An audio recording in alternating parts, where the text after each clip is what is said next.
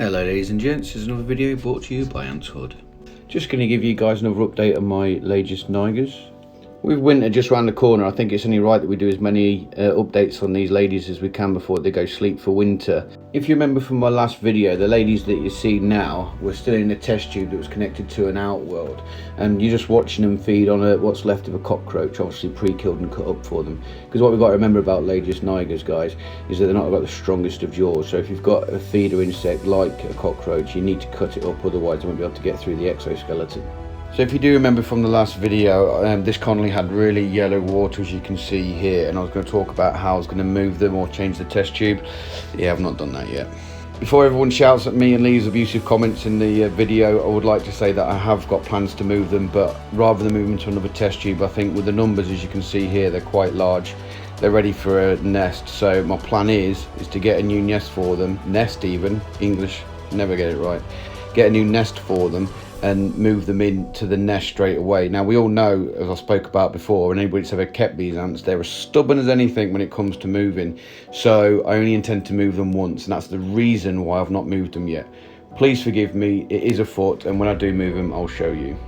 If we have a look at my next colony, the one that's in the Ant Canada's ant tower, you'll see that the test tube towards the back of it is full of dirt. Well, that was where they were living, but they've dug a lot into the tower itself, and I thought, yeah, cool, I don't think they're using that anymore. I looked into it to have a look to make sure there was no ants in it. Couldn't see any ants, and if you look at this picture here, you'll also see that they were digging into the water reservoir, and there was a real risk of flooding, so I thought it'd be safe to disconnect it. Boy, was I wrong. This photo was taken after it settled down, to be fair, because I went into panic stations because it was full of brood. There was eggs everywhere, and I even seen the queen in there too. So after I stopped panicking, I grabbed a Tupperware box and stuck the test tube in there, then drilled a little hole into it with a tube you can see to the right, and connected it to the ant tower. Once they're settled down, I hope they'll start the business of moving all the brood and stuff into the ant tower, and hopefully they'll move out of this test tube. As you can see here as well, one of the ants actually made it into the reservoir and drowned, so it was time to move them. It's just unfortunate that they were all in there. I was hoping that they would move the brood and stuff into the ant tower, but as you can see here, they've just started moving dirt into the test tube again. I mean, God, these guys are so annoying. Just move out of the test tube and stop being so stubborn. But when it comes to moving, one colony has finally moved out of the test tube. Well, mostly out of the test tube. This setup here, which I attached the antboyuk Lasius Elite nest, they finally moved into it. I really like the look of this nest. As you can see here, near the bottom, you've got a little grill there where you squirt your water in through an access hole, and it fills the sponge up underneath in the nest. So I really like the design of it. To be fair, I wish I did a bigger one, because as you can see here, it's quite packed, and I'm going to need to expand it sooner than I expected. But all in all, it's a good little setup. So hint hint, antboyuk, make me a bigger one.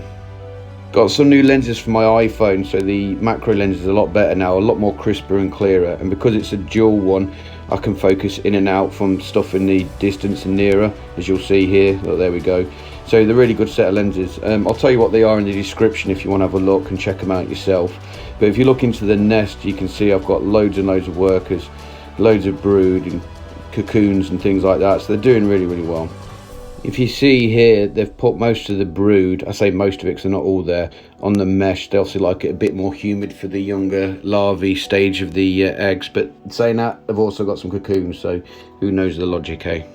Which is pretty cool here. If you look towards the centre top of the image, you'll see an adult has recently emerged and she's getting cleaned off by her sisters. I reckon she might have just come out within like minutes of me filming.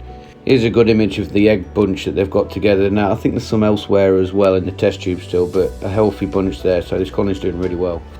I'm sure you guys remember my love-hate relationship with the colony in this rubbish Chinese setup thingy-majiggy. As I said in my last video, my opinion is slowly changing of this ant setup.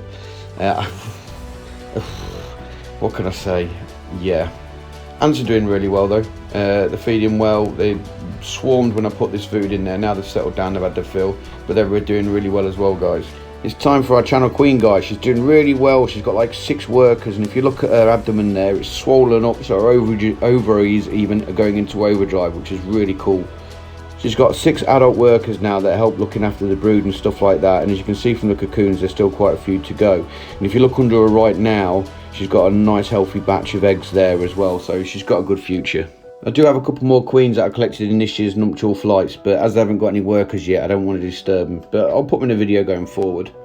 I think it's only fitting that we finish with our channel queen, which doesn't have a name yet, guys. So if you've got any suggestions for names for her or any of them other Niger colonies, please leave a post with your suggestions. But like I said, that's it for now then, guys. I hope you enjoyed this video. Please like and subscribe and all that bamf that everyone says at the end of their videos. But bye-bye for now.